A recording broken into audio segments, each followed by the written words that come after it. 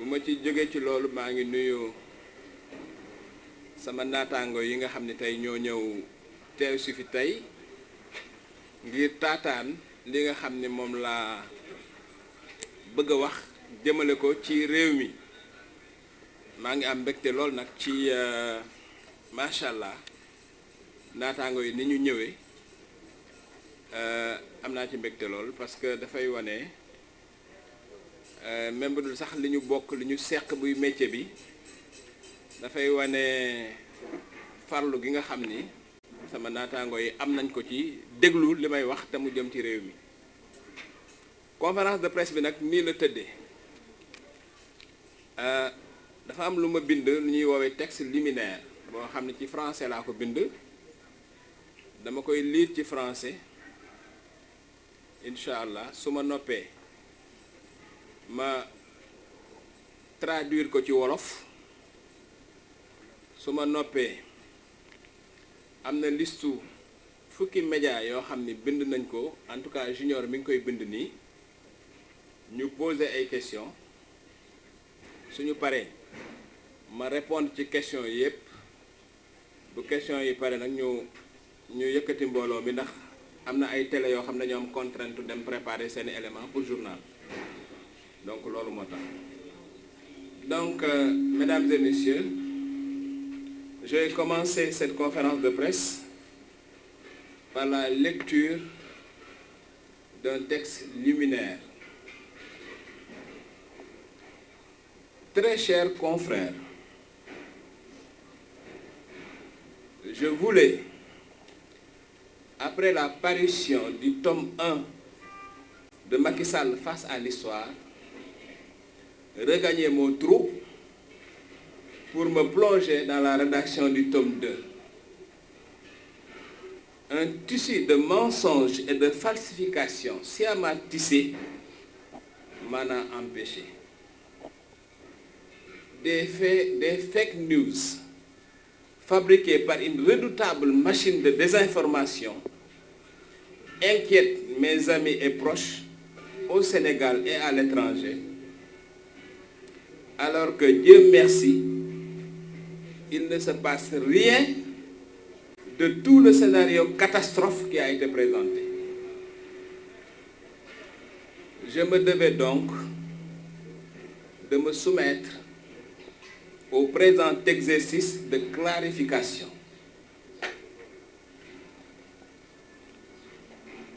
Mes chers confrères,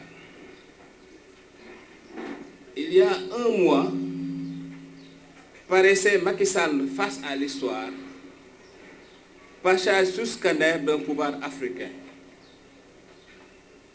Quel boom! Quelle histoire! Depuis l'explosion de ce que Alioune Tine a appelé une bombe à fragmentation, je vous informe, chers confrères, que la gendarmerie nationale a placé mon domicile, ma famille et moi-même sous protection. Je n'ai rien demandé. L'État du Sénégal a pris ses responsabilités après avoir découvert des manœuvres pour s'attaquer aux miens et à moi-même. Le courageux journaliste Alioune Ndiaye a raison. Nous vivons actuellement dans ce pays sous une dictature de la pensée.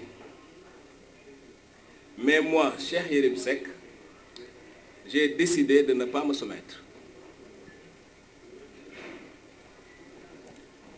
Un mois après sa parution, je puis vous assurer que Macky Sall, face à l'histoire, a battu tous les records de vente dans le genre de l'essai politique.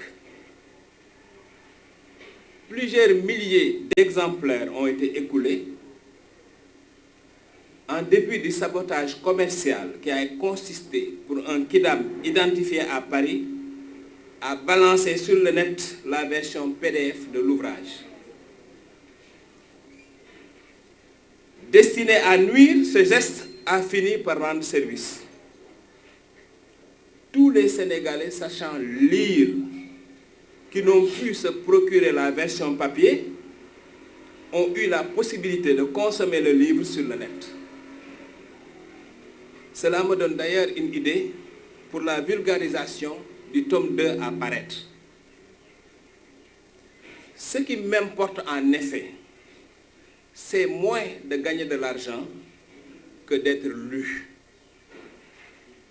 Dieu merci, le tome 1 doit sans doute être l'ouvrage politique le plus lu de l'histoire de notre République grâce à l'effet multiplicateur d'Internet. Contrairement à l'analyse de mon distingué confrère Charles Faye, je n'ai pas cherché à choquer pour créer le buzz afin de pouvoir vendre et gagner des milliards. Je déclare solennellement que l'argent issu de la vente du tome 1 sera versé sous l'œil des caméras à des œuvres caritatives. Autre fake news que je me dois de relever. Ce livre n'a été commandité par personne. Je ne suis pas, au regard de l'idée que j'ai de moi-même, un individu qu'on commandite. Ce livre m'a été inspiré par l'observation de mon pays avec le recul. Il visait un seul objectif, susciter le débat dans le souci de mieux faire. Voilà pourquoi j'ai regardé avec intérêt les mises au point de la Sénélec et de la Compagnie d'électricité du Sénégal en réaction au chapitre 5 relatif à la gouvernance non sobre et non vertueuse du secteur de l'énergie. Tout comme le communiqué du ministère de la Pêche en réponse au chapitre consacré au massacre du secteur de la pêche.